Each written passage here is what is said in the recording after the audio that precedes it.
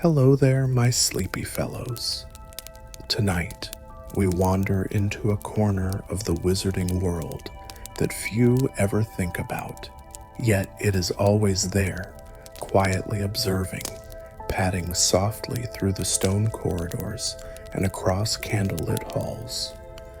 This is the story of Hogwarts, as seen through the eyes of its most watchful residents, not the students or the professors, but the pets, companions, and familiars that have long made this castle their home.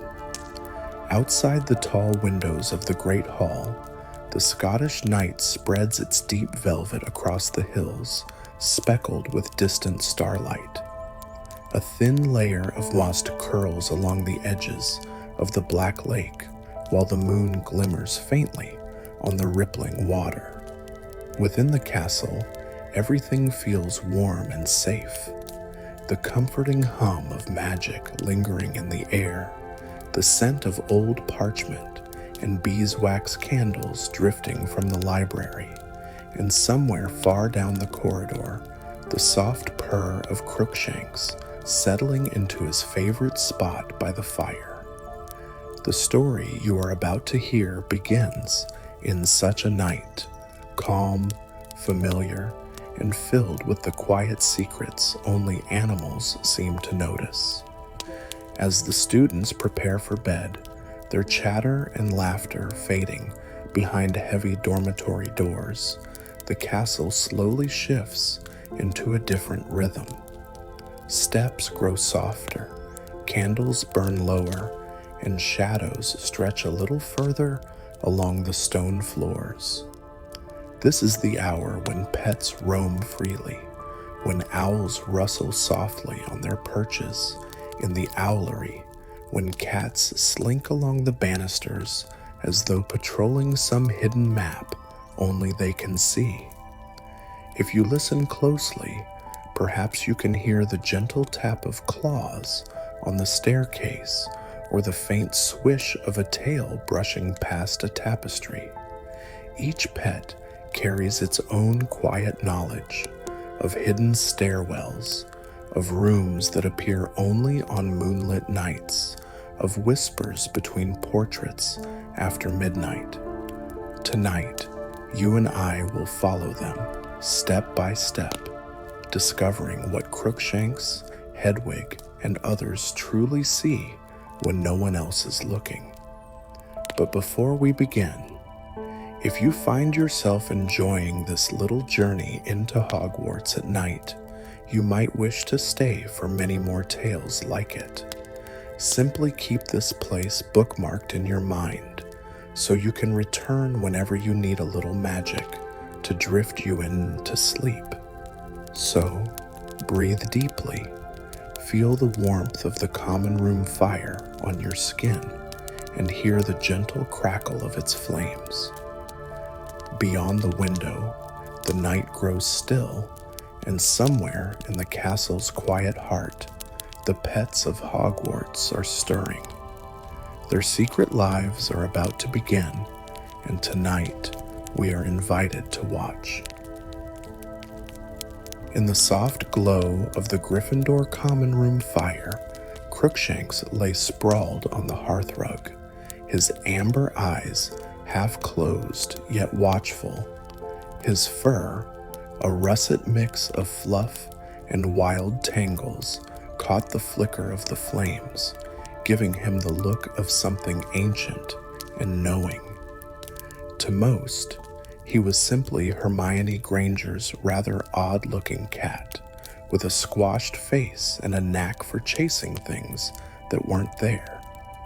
But Crookshanks carried an air of quiet authority, as though the castle itself whispered its secrets to him when no one else was listening. In another wing of Hogwarts, the snowy owl Hedwig rested on her perch in the owlery. Her feathers gleamed silver in the moonlight pouring through the open arches, and her sharp golden eyes reflected a wisdom beyond her years. She had flown over the forbidden forest, skimmed the surface of the Black Lake, and seen the twinkling lights of Hogsmeade from the highest towers. Tonight, her head turned slowly from side to side, scanning the grounds as though expecting something unusual to happen. Down in the kitchens, a small, round toad named Trevor sat quietly in a wooden bowl beside a sleeping house elf. His life might have seemed simple, occasionally leaping into the hands of his forgetful owner, Neville Longbottom, yet Trevor had a knack for finding his way into places no one expected and for hearing things others overlooked. Each of these creatures knew Hogwarts in a way no human ever could. They felt the castle's moods in the way its stone walls held warmth or echoed with distant footsteps. They noticed the moments when portraits shifted in their frames, or when a draft carried the scent of something magical from a corridor that should have been sealed. Crookshanks, with his slow, deliberate strolls through the hallways after curfew, had pieced together a mental map of the school that included more hidden passages than even the Marauder's map recorded. Hedwig, with her swift, silent flights, could trace every rooftop and chimney from memory. And Trevor, small, unnoticed, and often ignored, had been present in quiet corners where secrets were spoken aloud, thinking no one else could hear. This evening, however, their quiet routines felt subtly different. The air in the common room seemed to carry a faint, unfamiliar hum. The owlery's shadows moved in ways Hedwig couldn't quite explain, and in the kitchens, Trevor's small dark eyes blinked slowly, as if he sensed that something in the castle was shifting. None of them would speak, of course, for they had no need for words. But each knew in their own way that the night ahead would be one to remember. As the fires burned low and the castle sank deeper into its slumber, these quiet companions prepared to step into the roles only they could play, keepers of the secrets that unfolded when the rest of Hogwarts dreamed. The castle had fallen into its familiar, comforting silence. Somewhere far above, the last echo of a prefect's footsteps faded into the deep stone hush of the corridors. The fires in the common rooms had burned to glowing embers, sending up the occasional sigh of sparks. And yet, Crookshanks's ears twitched. From his warm place near the hearth, he slowly lifted his head, eyes narrowing to amber slits. There, faint, almost lost in the crackle of the fire, came a sound he had not heard in many moons. It was like the soft brushing of bristles against stone, measured and deliberate. Not the careless sweep of Filch's broom, but something more purposeful. He rose, stretching with a long, lazy arch of his back, though every movement was precise, quiet. In the dim light, his shadow merged with the dancing shapes of chair legs and the low table. Padding silently toward the portrait hole, he paused, tail flicking once. From beyond the fat lady's frame, the sound came again, faint, steady, moving deeper into the castle. High above, Hedwig had also stirred. The owlery was always alive with small sounds, the rustle of feathers, the occasional soft hoot, but this was different. She tilted her head, listening to something that seemed to rise from the very stones of the castle. It was not wind. It was not an animal she recognized. It was rhythmic, like a pattern. She shifted on her perch, feathers ruffling slightly, her golden eyes narrowing with interest. Down in the kitchens, Trevor felt it too, not as a sound, but as a vibration through the wooden surface beneath him. He sat perfectly still, his small body attuned to tremors most would miss. A cupboard door, not touched by any hand, clicked open just a fraction before closing again with the softest of thuds. And then it happened, small, yet enough to ripple through the stillness of the castle. Somewhere along the second-floor corridor, a tapestry stirred, not from a draft. There was none. It moved aside, folding in upon itself like fabric caught in invisible fingers, and behind it, a passage began to reveal itself. Crookshanks reached the corridor moments later. He knew this tapestry. It led to the shortcut toward the charms classroom, a hidden stair. But tonight, the archway yawned wider than he had ever seen it, as though inviting him in. His whiskers twitched, scenting something faint yet strange, the faint sweetness of pumpkin pasties mixed with the sharper tang of parchment? No, older than parchment, something ancient and dusty, yet threaded with magic. From the rafters above, a dark shape glided silently. Hedwig, her wings outstretched, dipping low enough to see what had caught Crookshanks's attention. She landed gracefully on the banister near the tapestry, her eyes reflecting the faint light spilling from the opening. Crookshanks looked up at her, and though neither could speak, there was a flicker of mutual understanding. Behind them, an almost imperceptible hop announced Trevor's arrival. How he had made his way from the kitchens to this corridor was a question for another time. He simply sat there, watching the tapestry as if it were the most natural thing in the world. The air around the hidden doorway seemed to thrum softly, like the purr of the castle itself. There was no urgency, no sense of danger, only an irresistible pull, as though the magic inside wished to be found, but only by those who noticed the world in quiet moments. Crookshanks stepped forward first, his paws making no sound on the cool stone.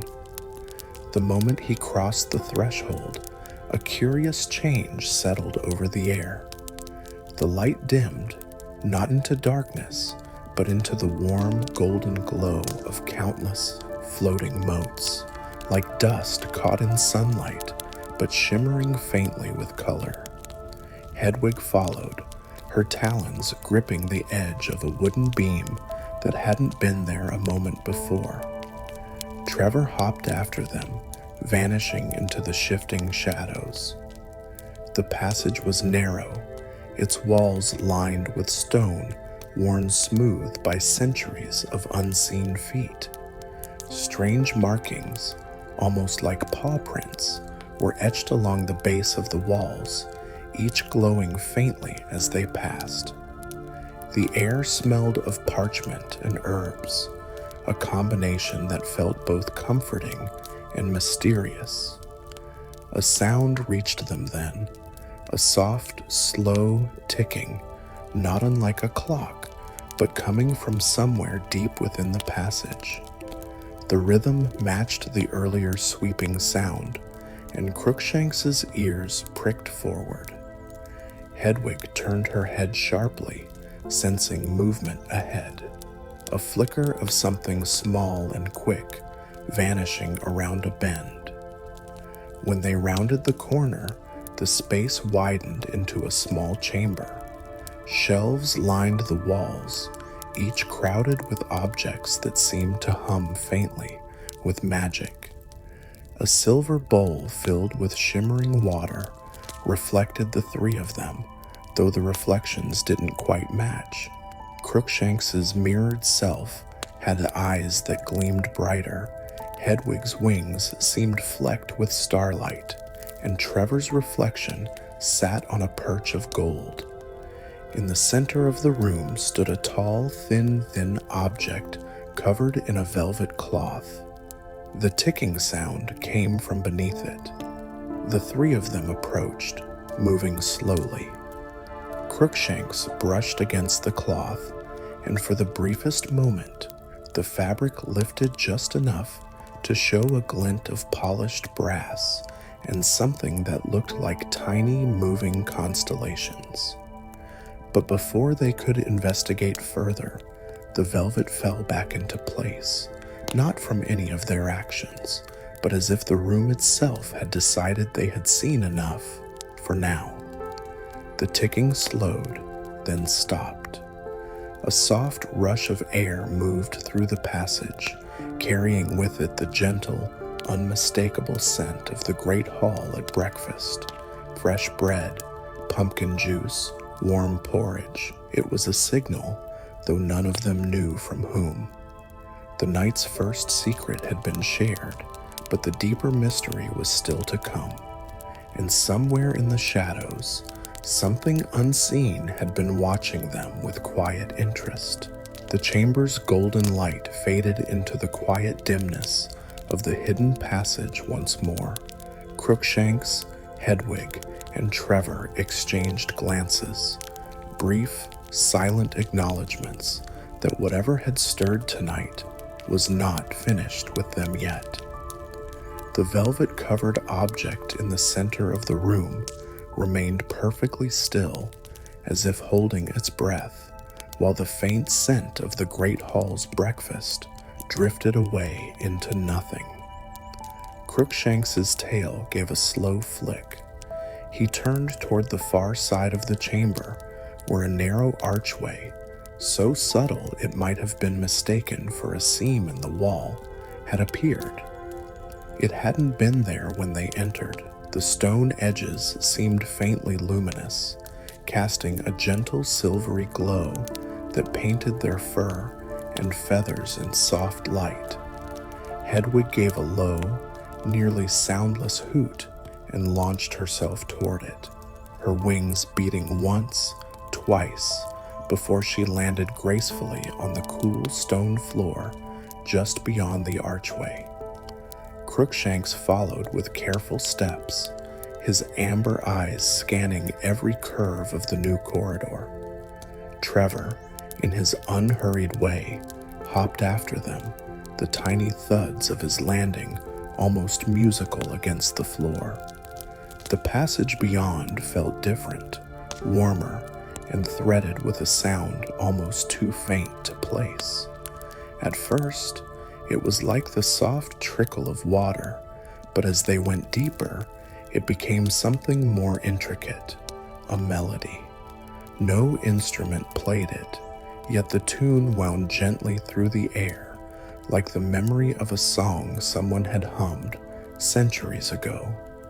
They rounded a bend and stepped into a place none of them had seen before, an underground conservatory. It was vast, with an arched glass ceiling through which the moonlight spilled in silvery sheets, dappling the polished stone floor. But there was something stranger still. Outside the glass, it was not the night above Hogwarts they saw, but an endless garden bathed in twilight. Silver-leafed trees swayed in a breeze that didn't touch them, and glowing blossoms bloomed in slow motion, as though time itself moved differently there. Crookshanks padded forward, his paw pads silent on the warm tiles. Hedwig took to the air, circling once before settling on the branch of a potted tree that reached nearly to the ceiling. Trevor found a small pool and sat at its edge, gazing into its depths. That was when they noticed. The reflections in the pool were wrong. Instead of showing their own images, the water displayed scenes of Hogwarts, empty corridors, moonlit towers, and then flashes of places none of them had visited. A hidden chamber with floating lanterns, a narrow bridge high over mist-filled ravines. The moving images were calm, dreamlike, yet impossibly real.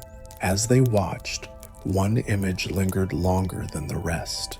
The Gryffindor common room, but not as it was now. The chairs were older, the rug different, and the fire burned with blue flames. Seated in the armchair closest to the hearth was a figure in Hogwarts robes, their face partly hidden in shadow, but their hand reached down to stroke a familiar tuft of russet fur. Crookshanks blinked. It was him, or at least a cat that looked exactly like him. Hedwig shifted uneasily on her branch, her sharp eyes scanning the conservatory. She noticed that the silver-leafed trees outside the glass dome seemed to lean closer, as if listening. Their glowing flowers opened wider, releasing a faint mist that curled like ribboned smoke against the glass. Trevor gave a small, soft croak. His attention was fixed on a patch of floor just beyond the pool, where fine lines were appearing, not scratches, but writing.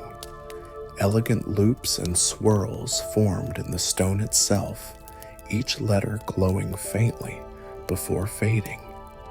It was in no script any of them recognized, yet something about it felt watchful.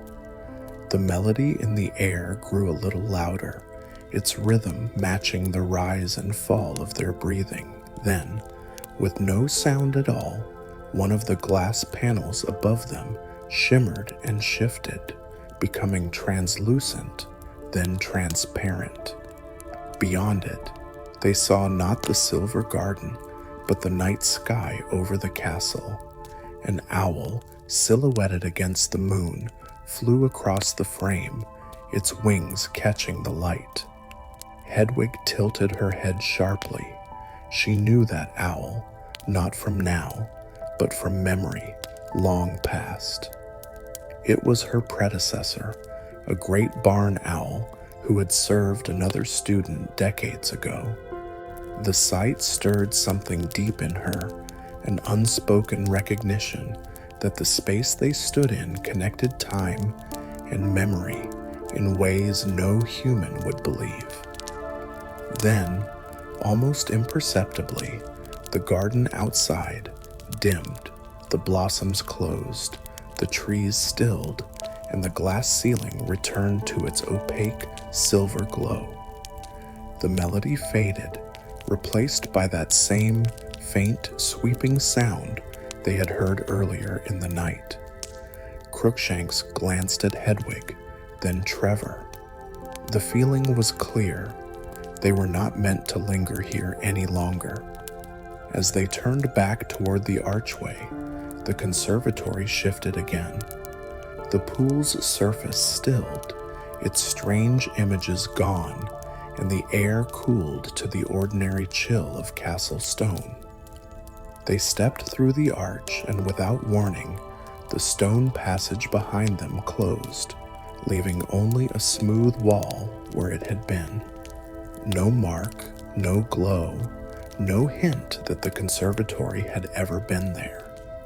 Somewhere in the distance, a faint chime echoed, one note, pure and clear, that lingered long after the sound had faded. It was both a farewell and a promise, as though the castle itself whispered, "This is only the beginning." The castle's stillness after the closing of the conservatory felt different from the stillness before. Crookshanks could sense it in the air, an almost imperceptible weight, as though the very stones were holding back a secret. The second-floor corridor seemed to stretch longer than usual, shadows settling in soft pools beneath the candle sconces. The flickering flames painted the walls in slow waves of gold and shadow, giving every carved detail a quiet life of its own. Hedwig glided just above Crookshanks, her wings whispering softly with each measured stroke.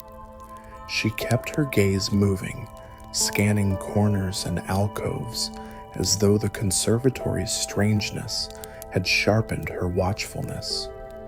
Trevor, ever patient, kept pace with surprising steadiness, his small hops landing exactly in the patches of moonlight that spilled across the floor from the high, arched windows. They moved without speaking, though they had no words. Their shared awareness knitted them together. Each felt the subtle pulse of magic that seemed to flow under the floor, winding through the corridor like an unseen current. It wasn't threatening, but it called to them, coaxing them onward. As they approached a turn toward the grand staircase, a small shift caught Crookshanks's attention. The portrait of Barnabas the Barmy, mid-sweep in one of his ill-advised ballet routines, paused. His painted eyes flicked toward the three of them, lingering on Trevor with a look of mild curiosity before sliding back to Crookshanks. It was unusual. Portraits didn't often notice animals in any significant way unless prompted by their subjects. Tonight, Barnabas looked as though he had been expecting them. The cat's gaze held his for a moment before Barnabas gave a faint, knowing smile and resumed his dance. Hedwig tilted her head at this, and Crookshanks gave a small chuff, as if to say, "Noted, but not now." They passed through the shadows of the marble staircase, where moonlight from the enchanted ceiling pooled like water. The light shimmered faintly as Hedwig's wings disturbed the air. Crookshanks could smell the faintest trace of something unusual, not food, not parchment, but the sharp, clean scent of winter air. Yet all the windows were shut. That was when they noticed it. On the far wall, between two great suits of armor, was a door that should not have been there. The animals knew these corridors well, Hedwig from her flights, Crookshanks from his nightly patrols, Trevor from his quiet wanderings. But this door was unfamiliar. It was small, almost modest, its wood weathered and pale, as though it had stood in sunlight for many years, which was impossible in these inner corridors. Its handle was brass, dulled by age, and etched faintly with patterns that looked like winding vines. The faint pulse of magic was stronger here, a low hum that seemed to vibrate in the floor beneath their paws and claws. Crookshanks was the first to move closer, his steps slow and silent. Hedwig landed beside the door, talons clicking softly against the stone, while Trevor hopped nearer, blinking up at the handle as though sizing it up. The air around the door felt warmer, carrying a faint scent of cedarwood and something sweeter, perhaps honey. Without a sound, the brass handle turned. No paw or talon touched it. The latch clicked, and the door eased open just enough for a sliver of warm golden light to spill into the corridor. Inside was not a room in the usual sense. It felt more like stepping into a memory. The air was rich with the scent of old wood, ink, and the faint tang of candle smoke. Books lined the walls from floor to ceiling, their spines a patchwork of worn leather and fading gilded titles. In the center stood a low table, upon which rested a single parchment, neatly rolled and tied with a length of deep green ribbon. Crookshanks leapt lightly onto the table, his whiskers brushing the parchment. Hedwig remained on the floor, her eyes fixed on the bookshelves, not because of the books themselves, but because some of them were subtly breathing. The spines rose and fell with slow, measured rhythm, as though each book slept deeply. Trevor hopped to the base of the table and sat, still as a carved stone figure, staring at the green ribbon. It had begun to loosen on its own, curling away from the parchment with slow grace. The roll of parchment unfurled just enough to reveal a single word in ink that shimmered faintly under the warm light. Observe. As they watched, the ink pulsed once, as though alive. The shelves gave a low, contented sigh, and one book, a narrow, deep blue volume, slipped forward from its place, floating gently until it hovered at eye level. Its cover bore no title, only a small embossed image of an owl, a cat, and a frog. Hedwig clicked her beak softly. She could feel the magic in the air shifting, coiling like a gentle breeze around them. Crookshanks leaned forward and tapped the floating book with one paw. Instantly, the pages fluttered open and the air in the room deepened, sounds and images spilling out as though the book itself were a window. They saw themselves moments ago, walking the corridor toward the mysterious door. They saw Barnabas the barmy, pausing in his dance to look at them, his expression sharper and more knowing than they had realized. They saw the suits of armor shift slightly as they passed, their helmets turning just enough to follow the animals' movements.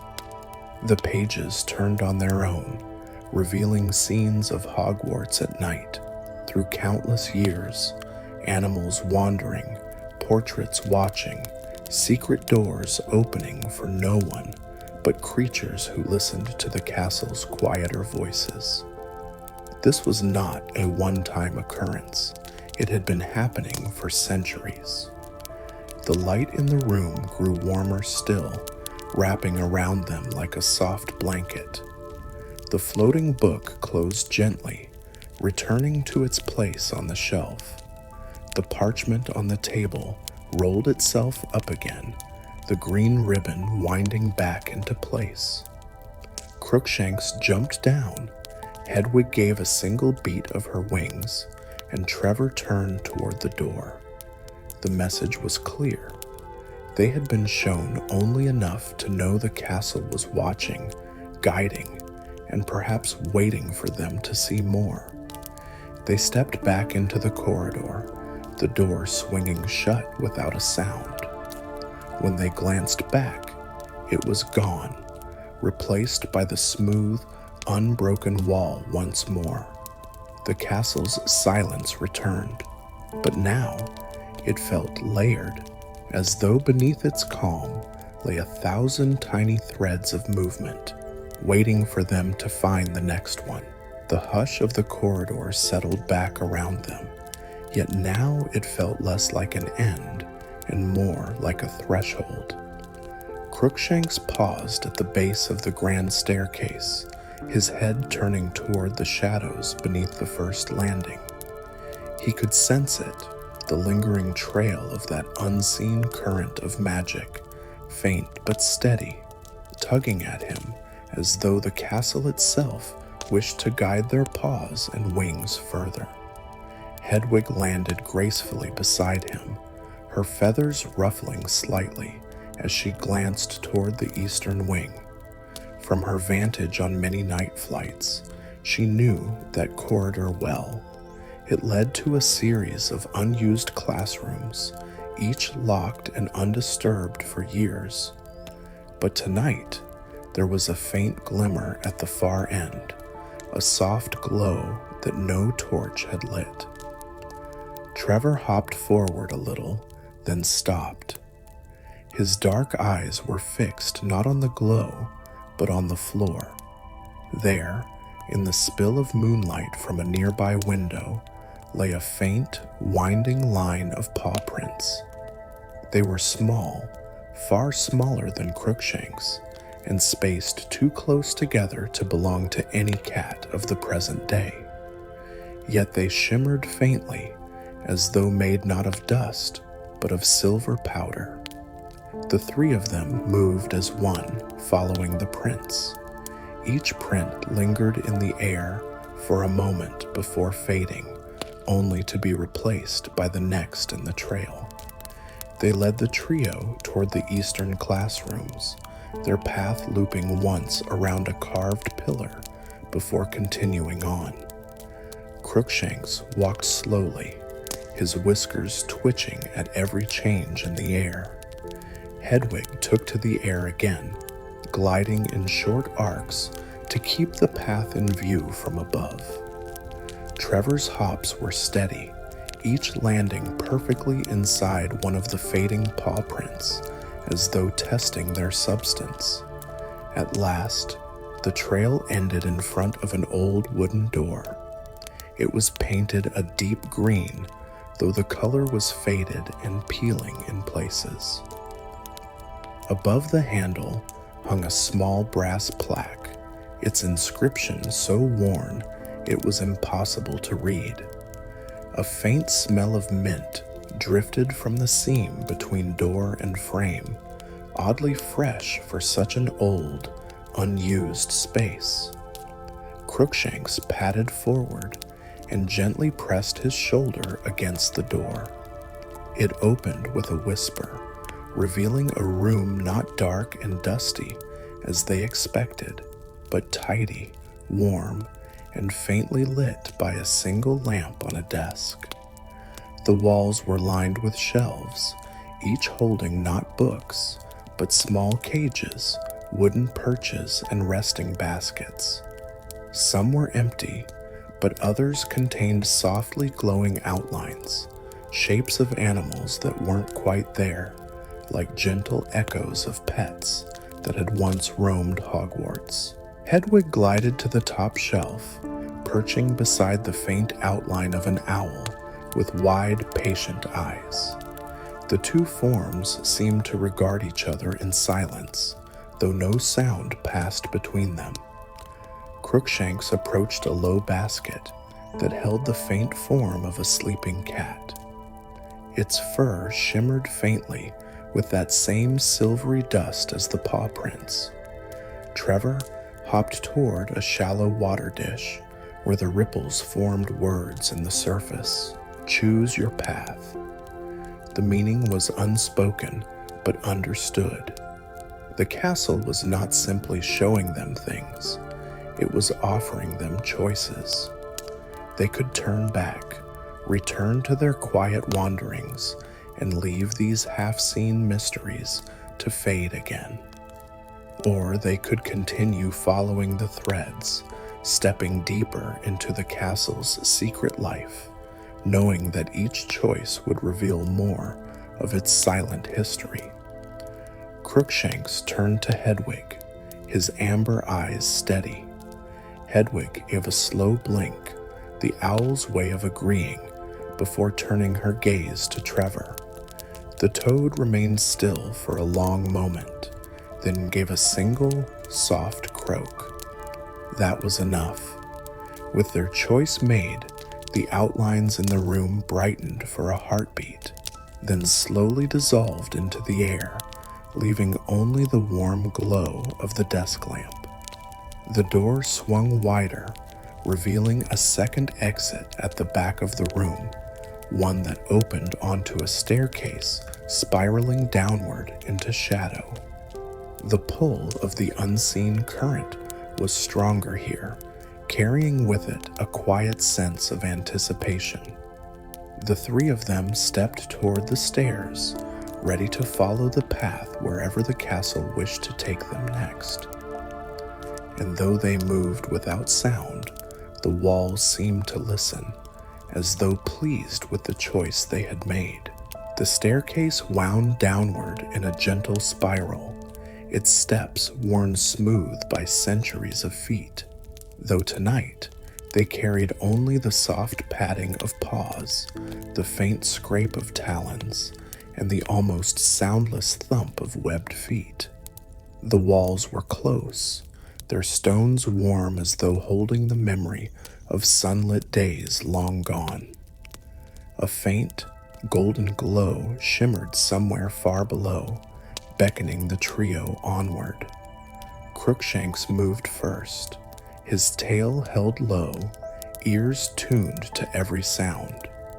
Hedwig glided just above the steps in short, controlled bursts, the tips of her wings barely brushing the air. Trevor, unhurried but determined, kept pace, his eyes fixed on the warm light that grew brighter with each turn. At last, the staircase opened into a circular chamber unlike anything they had seen before. The air was warmer here, scented with parchment, candle wax, and something faintly floral, perhaps from the blooms painted across the domed ceiling. Around the walls stood tall glass cases, each holding a single object. None were labeled, but all radiated the quiet hum of deep magic. In the very center of the chamber was a low, round dais, and on it, a map.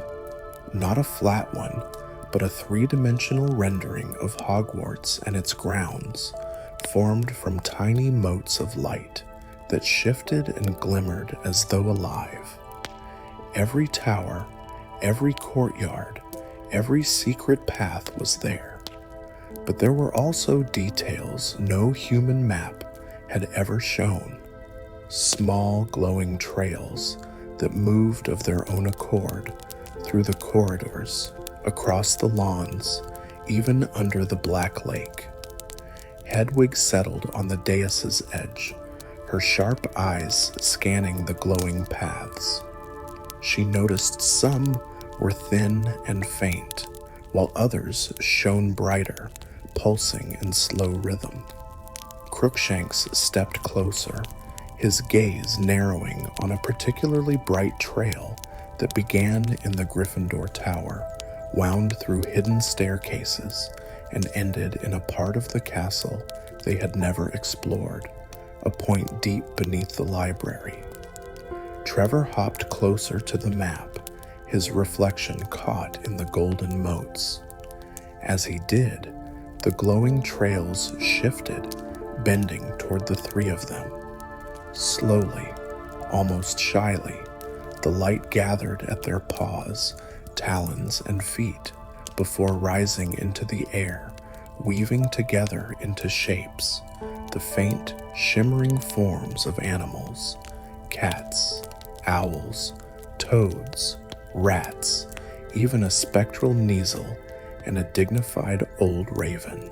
The shapes moved around them in slow circles, each pausing for a moment, as if in greeting before fading back into the air. Crookshanks felt it then, not in his ears or eyes, but in the deeper place where instinct lived, the truth that all these creatures had once walked these halls, and that the glowing trails on the map were the memory of their nightly wanderings. Hedwig understood too, her gaze softening as she watched the map shift again. The bright trails were not random paths, they were connections. Every pet, familiar or companion, that had ever lived within these walls had added their own thread to a vast, invisible web, linking moments, places, and secrets into one living network. Trevor, small and unassuming, blinked slowly as the realization settled over them. They were not here by chance. They were part of that network now, chosen, perhaps, to keep it alive. From the edge of the room, one of the glass cases gave a soft chime. Inside it rested a single ancient collar, its silver buckle engraved with the same paw, wing, and webbed foot symbol they had seen in the floating book earlier. The glass wonders shimmered, then vanished, leaving the collar resting on a small velvet cushion. No one moved to claim it, yet all three of them felt the hum of its magic, as though it recognized them collectively. The map's glow dimmed slightly, its motes drifting back into place. The bright trail beneath the library pulsed once, twice, then stilled, as if marking the next path. Crookshanks turned toward Hedwig and Trevor. There was no question between them. They would follow it. Whatever lay ahead was no longer just a curiosity. It was a duty inherited from every animal that had ever called Hogwarts home. As they prepared to leave, the chamber's warm air wrapped around them like a blessing. The motes of light above the map shifted once more, arranging themselves into a single word, glowing softly in the dimness. Guardians. It was not a command, nor an expectation, but a truth. They had always been guardians of quiet moments, of hidden places, of the things even the castle's human inhabitants never noticed. Tonight had simply reminded them of what they already were. The glow faded, the word dissolved, and the dais sank slowly into the floor. Without a sound, the staircase beyond brightened once more, ready to lead them onward. The mystery was far from over, but the purpose was now clear. The steps that had once led them downward now carried them back up toward the quieter halls of Hogwarts. The golden glow from the hidden chamber faded into the warm candlelight of familiar corridors, and the hum of magic that had pulsed beneath their paws and wings softened to a steady, comforting presence. It no longer felt like a pull forward. It felt like the steady heartbeat of a place they had always belonged to. Crookshanks led the way, his pace unhurried, tail swaying in a lazy rhythm. The tension in his shoulders had eased, replaced by the quiet satisfaction of a mystery touched but not fully solved, the kind that lingered in the mind without demanding answers all at once. Hedwig followed from above, wings barely moving as she glided on small drafts of air, each beat slow and deliberate. Her gaze swept the halls, not in search of danger, but with the calm assurance of one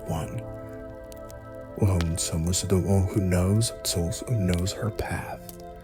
Trevor hopped along behind, the faint tap of his webbed feet echoing softly off the stones. He paused once to glance back down the corridor they had left, as though committing every detail to memory before turning forward again. The castle, for its part, seemed to sense the ending of this night's wanderings. The candles in their sconces burned with a steadier flame, no longer flickering with the restlessness of hidden movement.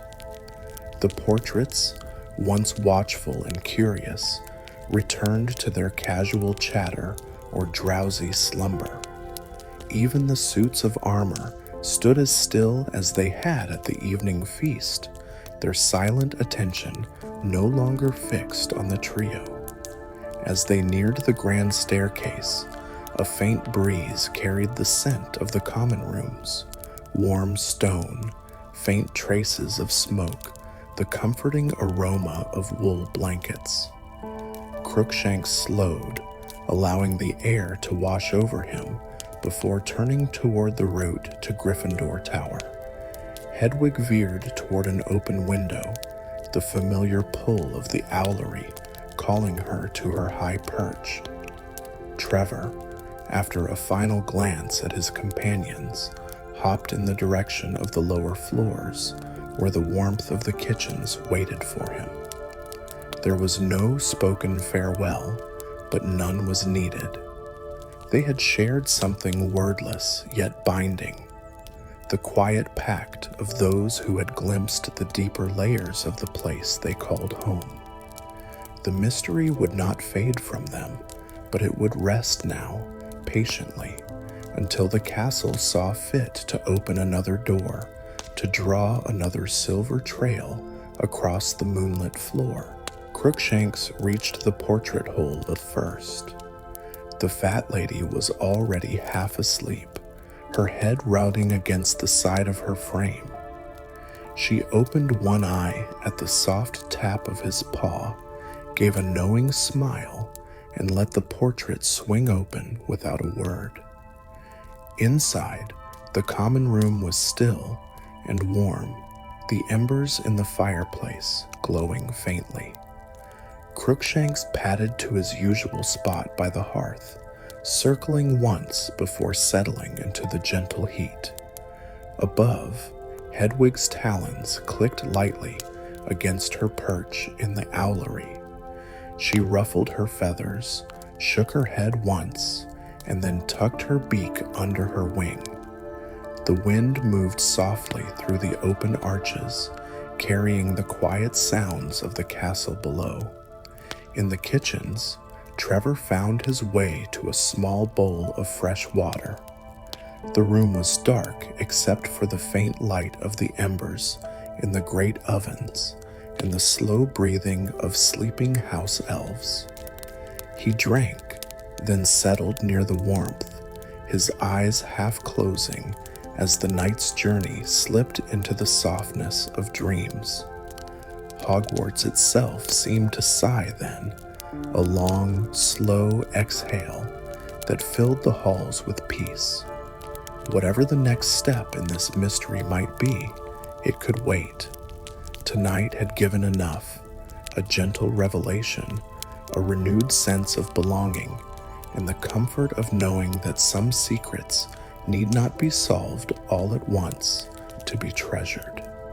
And so the pets of Hogwarts returned to their quiet rhythms, the castle holding them in its watchful embrace until the next time the moonlight called them to wander. The night over Hogwarts deepened into its quietest hour, when even the portraits had gone still, and the moonlight lay like silver lace over the castle roofs. Inside, the last murmurs of movement had faded, leaving the halls in a warm, undisturbed hush. Crookshanks slept curled in a loose circle by the fireplace, the faint glow of the embers outlining his fur in soft amber light. His breathing was slow and steady, a quiet rhythm that seemed to match the pulse of the castle itself. Somewhere high above, Hedwig's feathers shifted just once as she settled deeper into her dreams, the night air brushing gently against her wings through the owlery's open arches. Down in the kitchens, Trevor rested near the gentle warmth of the ovens, his small form barely rising and falling with each breath. The castle's magic seemed to hold him as securely as it held the oldest stones, wrapping him in a quiet that felt safe and eternal. Hogwarts itself seemed to lean in close, as though drawing its inhabitants into an embrace. The mysteries of the night, the shimmering paw prints, the conservatory under a false sky, the living map, now lay folded away like pages in a book, ready to be opened again when the time was right. There was no rush, no urgency. Some secrets were meant to be lived with rather than solved, carrying their wonder into the spaces between dreams. If you are listening still, let the warmth of these halls surround you now. Imagine the steady glow of the lanterns, the soft creak of the wooden beams, the faint scent of parchment and candle wax in the air. The pets of Hogwarts have returned to their resting places, their nightly watch complete, their shared promise kept. And you too are safe within these walls, wrapped in their quiet magic. Breathe slowly, feel the weight of the blankets over you, and let the images of this night drift into the gentle blur of dreams. The castle will keep watch, the guardians will wander again, and somewhere in the softest corners of sleep, you might just follow them. Rest now, knowing the story will wait for you here, ready to continue when you return.